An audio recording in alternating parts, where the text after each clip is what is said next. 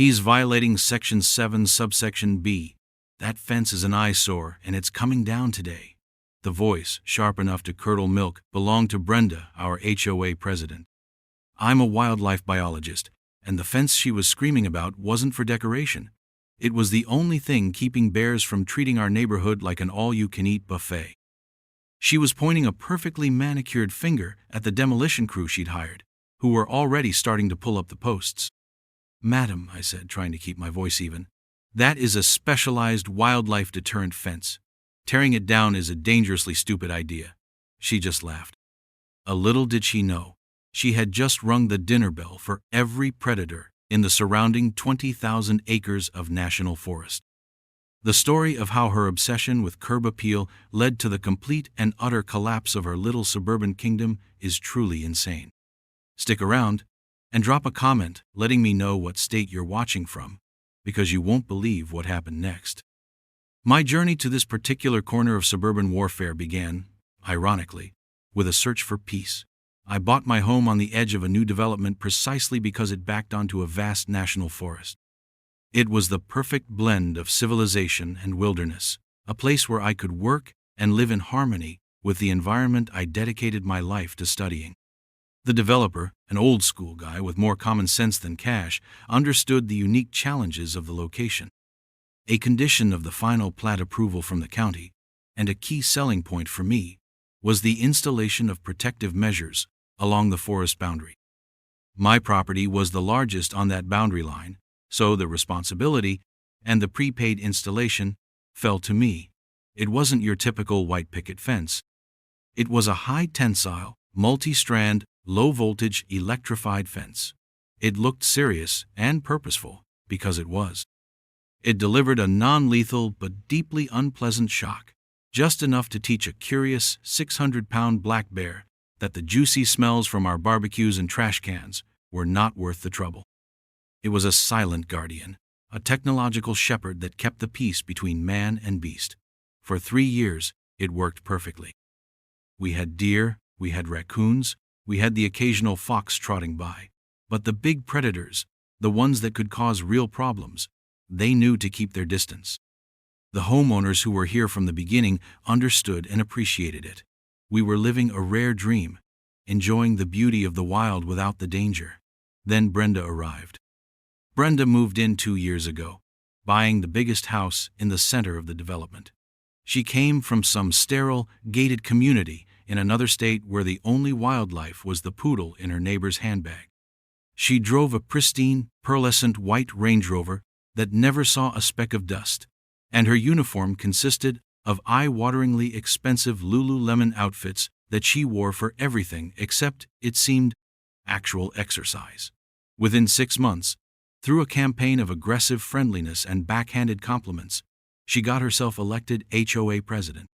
Her platform was simple: elevate the community's prestige by enforcing a radical vision of aesthetic uniformity.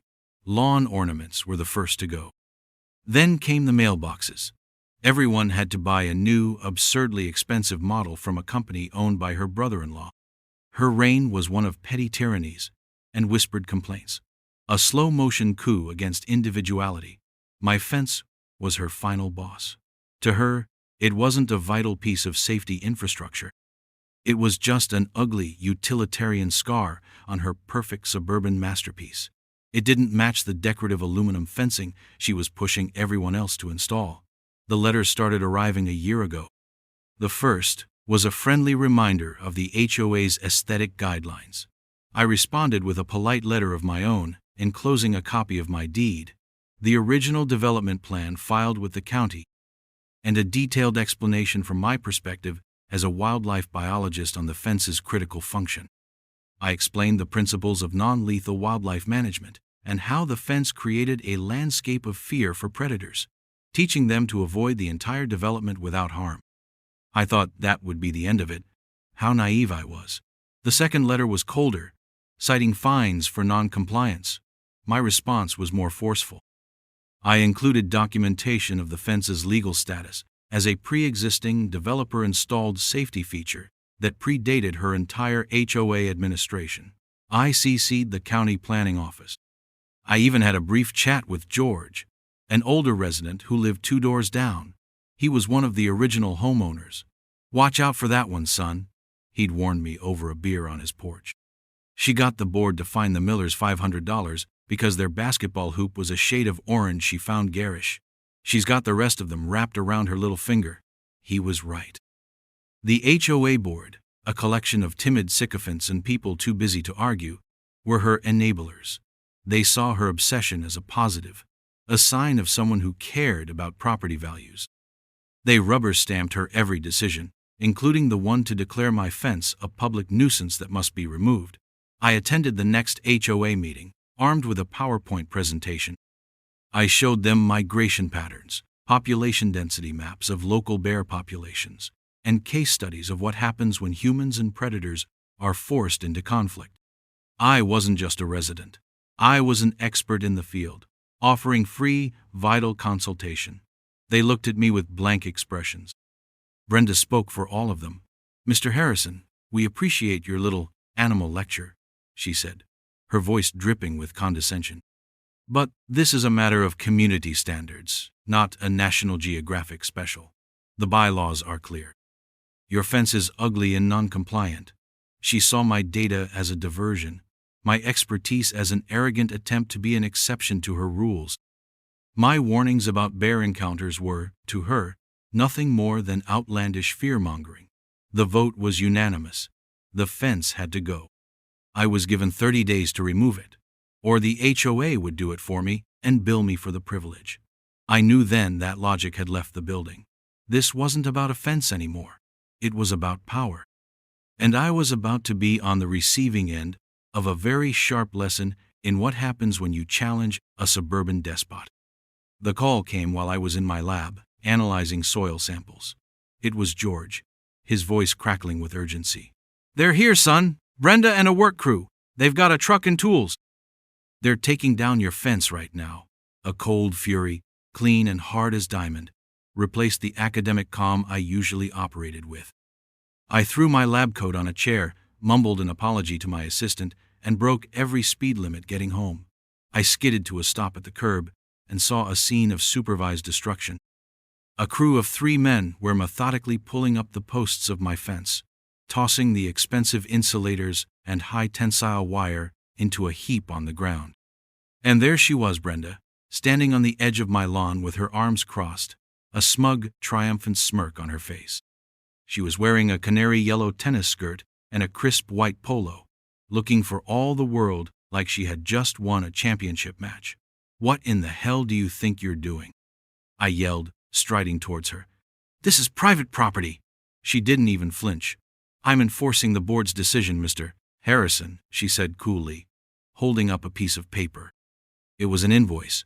"As you were notified, the HOA has taken action to remedy your long-standing violation. This is the bill for the demolition service. You'll also find a $1,000 fine for non-compliance attached. It's due in 15 days. Her audacity was breathtaking.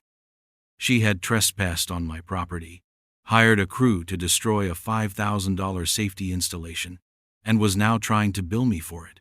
I was so angry I could barely speak. "Brenda, you have no idea what you've just done," I said, my voice low and shaking. "You haven't just destroyed my property. You've put every person in this neighborhood in danger." She actually rolled her eyes.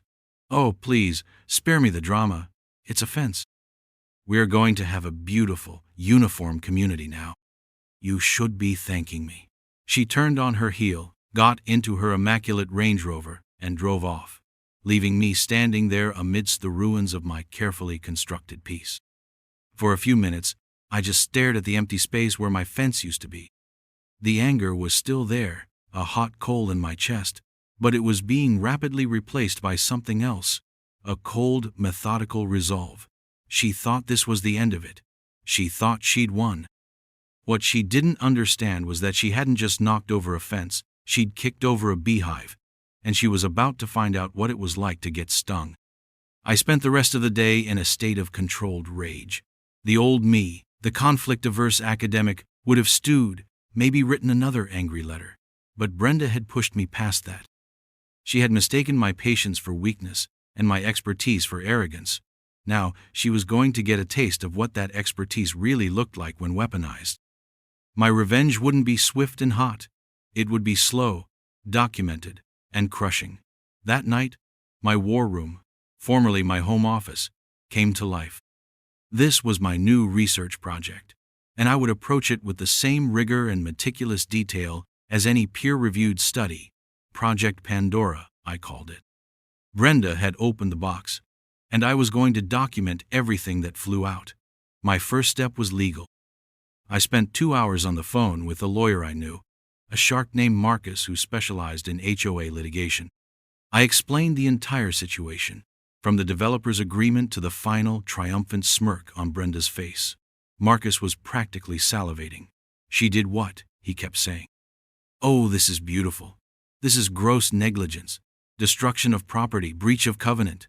She may have even opened herself up to personal liability by acting so far outside her authority. Don't do anything yet. Don't sue. Don't even send a nasty email. Let the consequences manifest. A judge will care about a destroyed fence. But a judge, and a jury, will be fascinated by the consequences of that destruction. Document everything. Everything."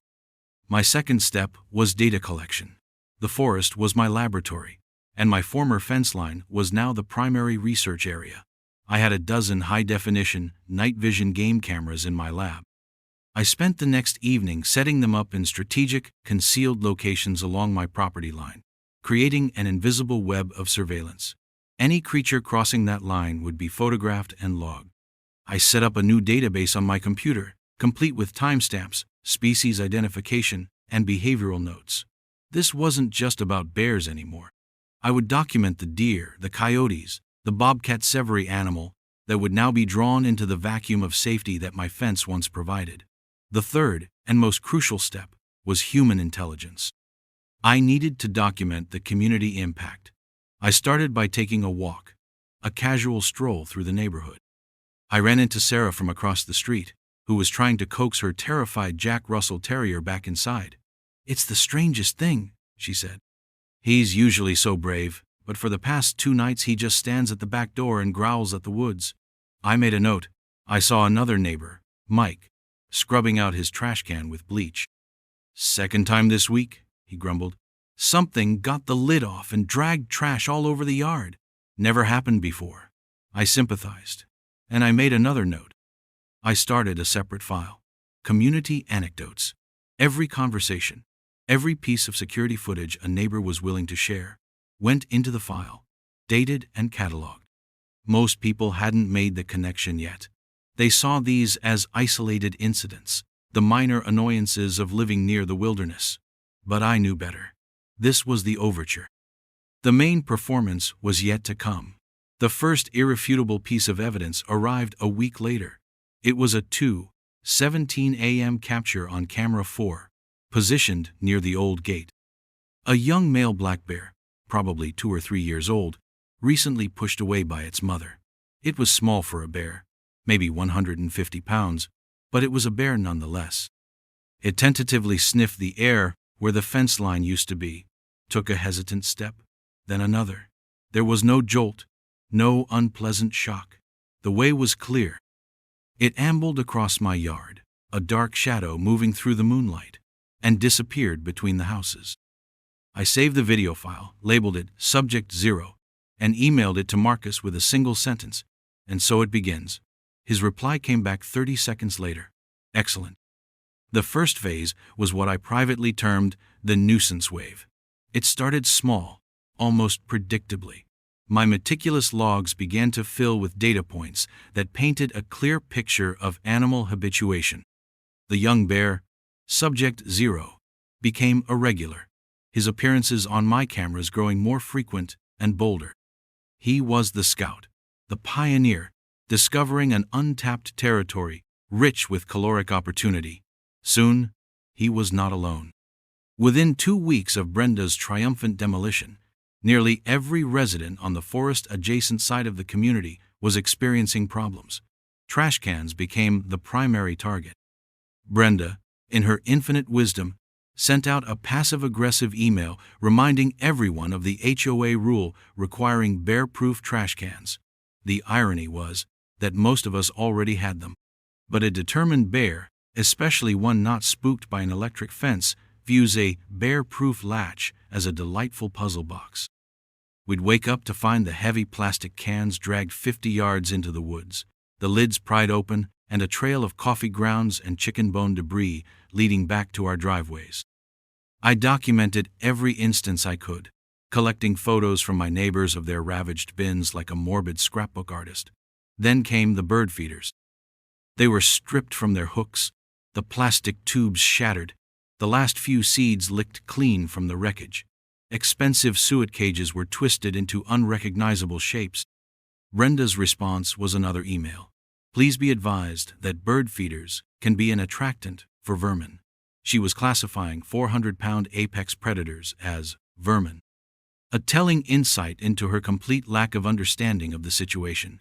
People were annoyed. There was grumbling in the neighborhood Facebook group. But still, the connection wasn't fully made by most. It was just an active year for bears, a phrase I heard more than once. They didn't see it as a direct consequence of a specific action. They saw it as a random act of nature. I, however, had the data. My charts showed a near-zero incidence rate for the 3 years prior, and a vertical spike in the days following the fence's removal. My legal file was getting thicker by the day. Phase 2, the property damage escalation, began a month after the fence came down. The animals, now comfortable and facing no resistance, started to view our homes not as threatening human structures, but as giant, food-filled containers. A bear tore the screen door clean off the miller's back porch to get at a bag of potting soil it mistook for food. It left deep, 5-inch gouges in their solid wood door before giving up. The cost to repair it was over $800. I got photos and a copy of the repair bill for my file. A week later, one of the newer, more timid board members, a man named David, came home to find his garage door looking like it had been assaulted with a pickaxe. A bear had tried to peel the aluminum back like a tin can to get at the residual smell from a bag of dog food he'd had in there the week before. The damage was over $2,000. David was shaken. He had been one of Brenda's loyal voters, convinced by her arguments about property values. Now, those values were being literally clawed apart. This incident was significant. I immediately drafted a formal, registered letter to the entire HOA board, including Brenda. In it, I laid out a preliminary summary of my findings. I attached a dozen of the clearest photographs, including the damage to the Millers and David's homes. I detailed the more than 200 documented incursions in the last 30 days. I respectfully pointed out that these incidents began precisely after the community's primary wildlife deterrent was removed by their order. I ended the letter by formally stating that the HOA was now on notice, and that their continued inaction constituted gross negligence that was actively endangering residents and causing significant financial harm. I sent it via certified mail and got the delivery receipt. Legally, they could no longer claim ignorance. Brenda's response was to ignore my letter entirely at the next meeting, an act of defiance I had fully expected and which my lawyer, Marcus, was delighted by. Instead, she doubled down. She hired a wildlife control company. I use the term loosely. It was one guy, in a rusty Ford Ranger, who charged the HOA $1,500 to drive around the neighborhood and put up a half-dozen flimsy metal signs that read, "Beer Area. Do not feed wildlife." It was a completely useless, performative gesture designed to create the illusion of action while addressing nothing. I took a picture of Brenda posing proudly next to one of the signs for the community newsletter. It was perfect. The real turning point, however, came with the arrival of the big one. There was a particular male bear in this forest I knew well from my professional work. A massive, mature boar, probably tipping the scales at over 600 pounds. He had a long, healed-over scar that ran down the left side of his snout, a memento from a long-forgotten fight. I'd always called him Scarface. He was intelligent, dominant, and for years had treated the boundary of the development with respect because of the fence. He knew the tingle, and he stayed in his domain. But with the fence gone, and with dozens of smaller bears now feasting without consequence, it was only a matter of time before the king came to claim his share of the bounty. His first appearance on my cameras was chilling. He didn't slink or hesitate like the younger bears. He strode across my property line with an unnerving confidence, an apex predator surveying a newly acquired territory. He was the one who began causing the truly expensive damage. He methodically dismantled a fancy outdoor kitchen on a neighbor's patio, looking for the grease trap. He tore a brand new $1,000 hot tub cover to shreds, seemingly just for the fun of it. He learned a trash pickup schedule and would make a grand tour of the neighborhood the night before, toppling cans with impunity. Panic began to set in. The grumbling in the Facebook group turned to genuine fear. People were afraid to let their kids play in their own backyards. The idyllic community Brenda had envisioned was rapidly transforming into a 24/7 horror movie. And through it all, she refused to acknowledge the cause. Her arrogance, a retaining wall against the flood of reality.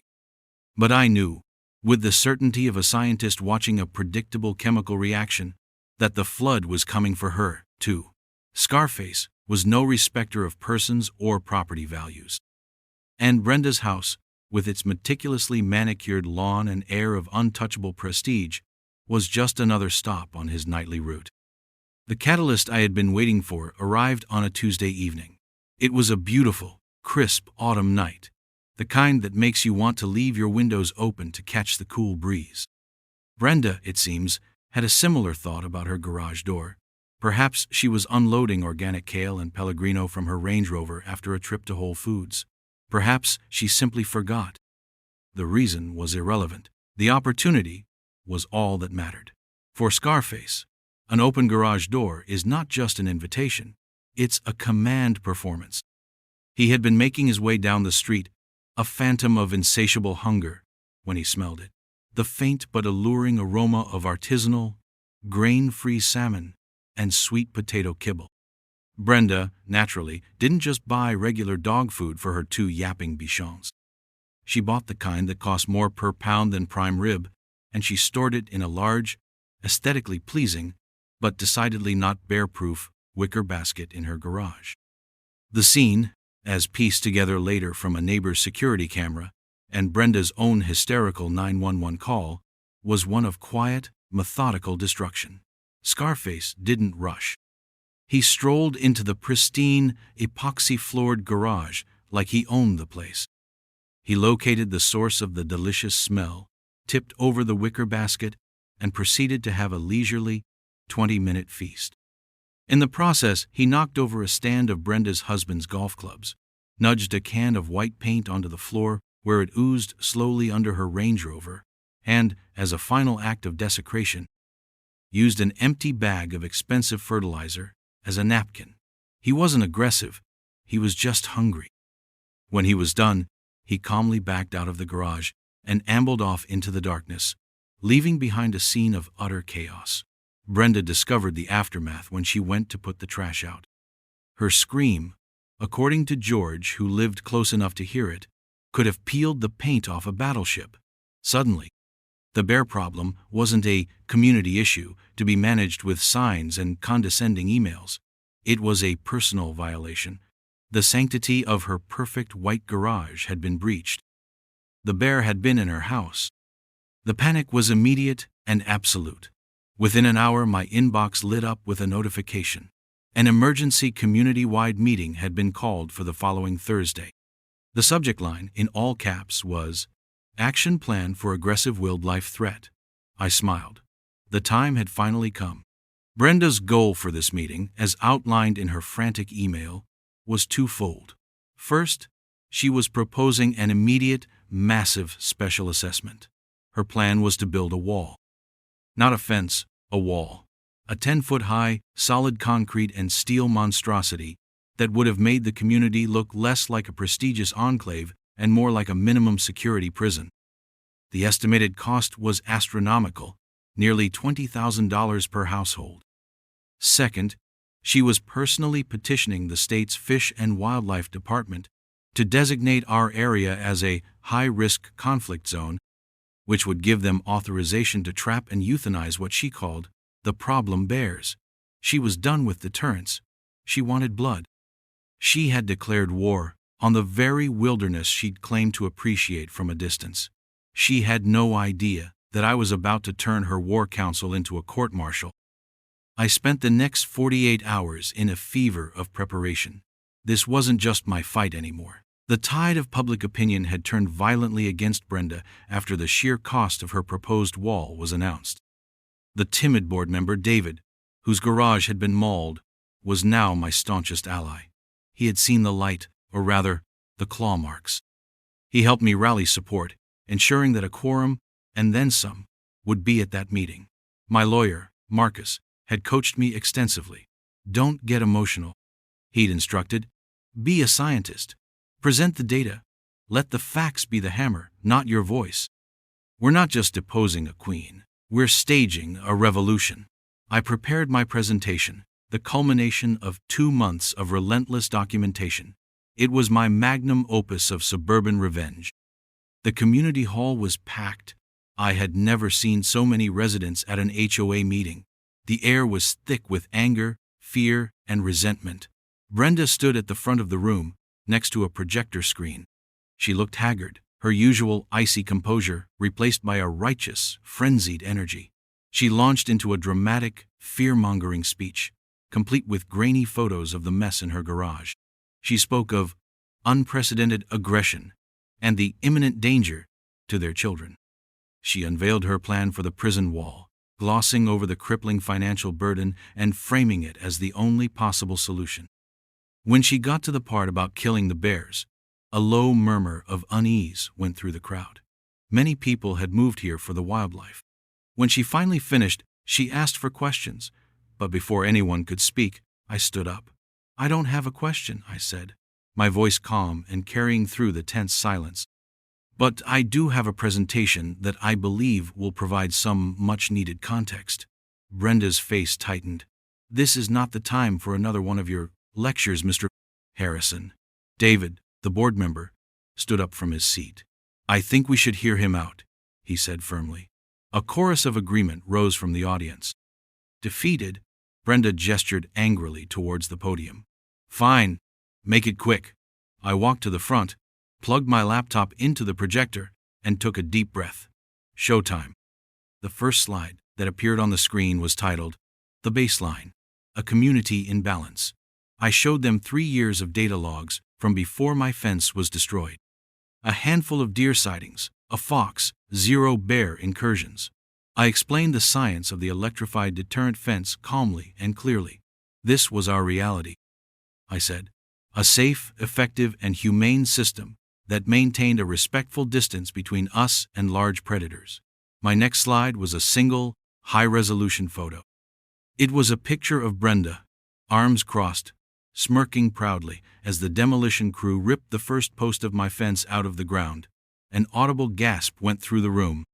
I followed it with a screenshot of the official HOA letter ordering the removal, and the $1,000 fine she'd levied against me. The murmuring grew louder. "This," I said, "is the inciting incident. The day our community's protection was unilaterally dismantled in the name of aesthetics." Then came the heart of my presentation. The aftermath. A case study in predictable consequences. I presented a timeline that began the day the fence came down. I showed them the video of Subject 0, the first young bear, stepping across the unprotected line. Then came the montage.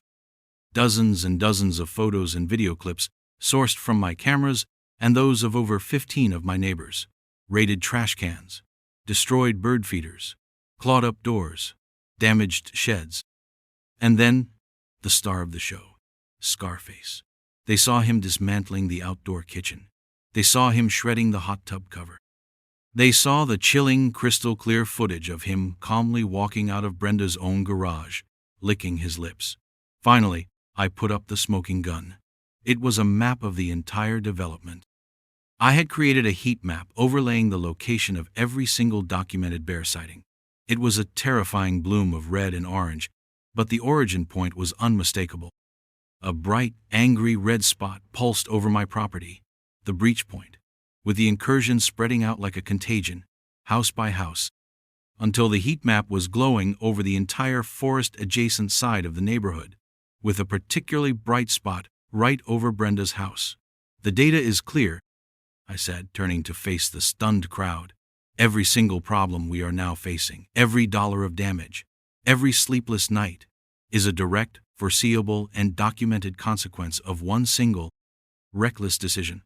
To cap it off, I displayed a copy of the registered letter I had sent to the board a month prior, warning them of this exact scenario.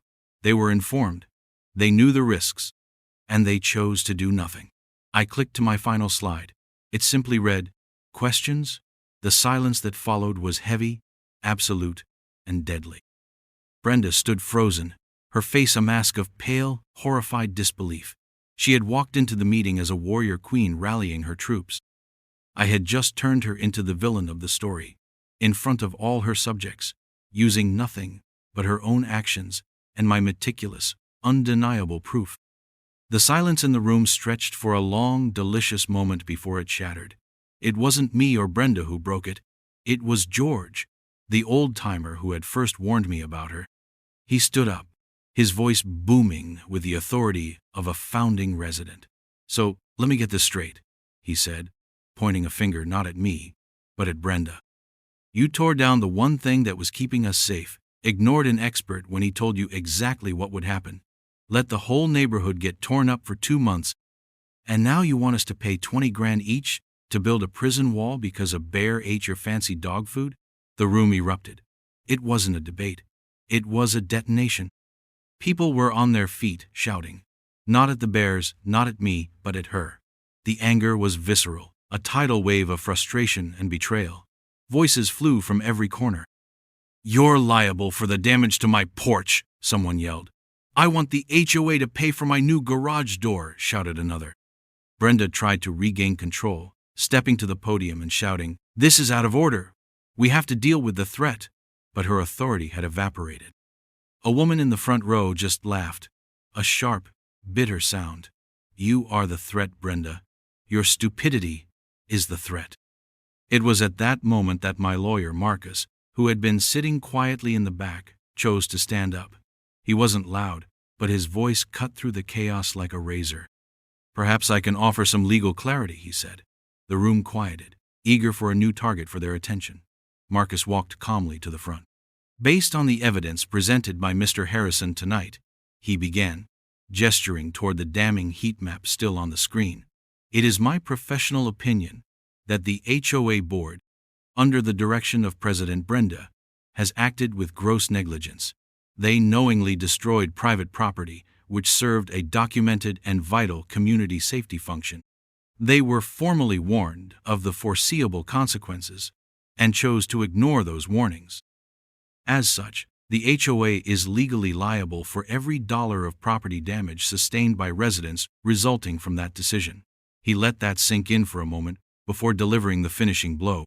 "Furthermore," he continued, looking directly at Brenda, whose face had gone from pale to ashen, "any board president who coerces a board into acting so recklessly, so far outside the bounds of reasonable governance, and in direct contradiction of expert advice provided, may be found to have breached their fiduciary duty. This could open them up to personal liability." The word hung in the air, personal liability. The other board members, who had been sitting like statues beside Brenda, now looked at her as if she were radioactive. David, my new ally, seized the moment. He stood up and made a formal motion. "I move for an immediate vote of no confidence in the presidency of Brenda." A dozen voices seconded the motion at once. It was a public execution. The vote was a landslide, a forest of raised hands against her. She was stripped of her power, right there, in front of the entire community she had tried to rule with an iron fist. Her reign was over, not with a bang, but with the quiet, devastating click of my final PowerPoint slide. The fallout was swift and satisfying. Brenda, utterly humiliated, didn't even stay for the rest of the meeting. She gathered her purse and walked out of the hall, the sea of her former subjects parting for her without a word. The newly chastened and terrified board, now under David's temporary leadership, immediately moved to settle. There was no negotiation. only surrender. The following week, a construction crew, different, more professional one, was at my house. They were rebuilding my specialized wildlife deterrent fence to its exact original specifications, all on the HOA's dime. A check arrived in my mailbox that covered Marcus's legal fees down to the last penny. The fines they had levied against me were expunged from the record with a formal letter of apology. It was a total and complete reversal. But the vindication didn't stop at my property line. The board, desperate to avoid a class action lawsuit, established a reimbursement fund.